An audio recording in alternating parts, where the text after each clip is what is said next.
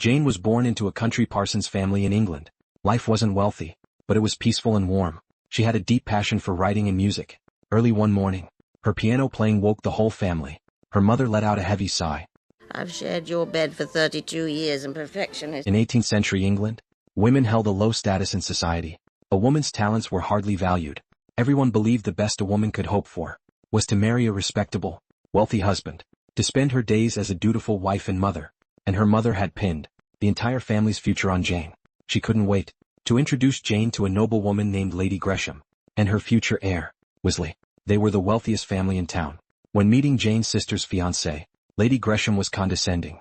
How much is a parson even worth? This was also a veiled insult to Jane's family. Jane's mother still invited Wesley and Jane to the ball, but Lady Gresham said he wouldn't be attending.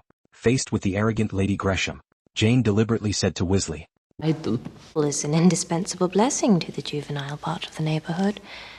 Everything agreeable in the way of talking and sitting down together, all managed with the utmost decorum. An amiable man could not object. Then I find I am converted.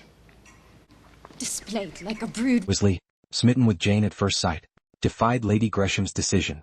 Jane did this precisely to knock Lady Gresham down a peg, but she couldn't muster an ounce of interest in him. Compared to entertaining so-called noble gentlemen, she much preferred sharing good writing with everyone. The crowd marveled at her talent. Only one man named Tom dozed off while listening.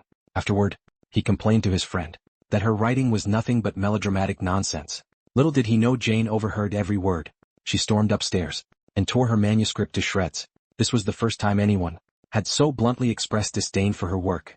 Feeling miserable, she wanted to clear her head with a walk, only to run into a lost Tom.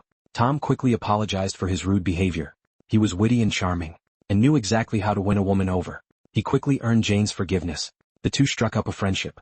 Through their conversation, she learned Tom came from an aristocratic family, because he refused to marry and lived as a playboy.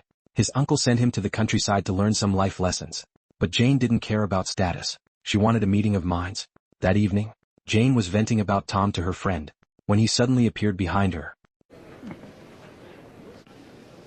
I would regard it as a mark of extreme favor if you would stoop to honor me with this next dance. Knowing she was in the wrong, Jane couldn't refuse, but as they danced, they traded barbs back and forth, neither willing to back down. But ironically, that's exactly why they became the best of friends so quickly.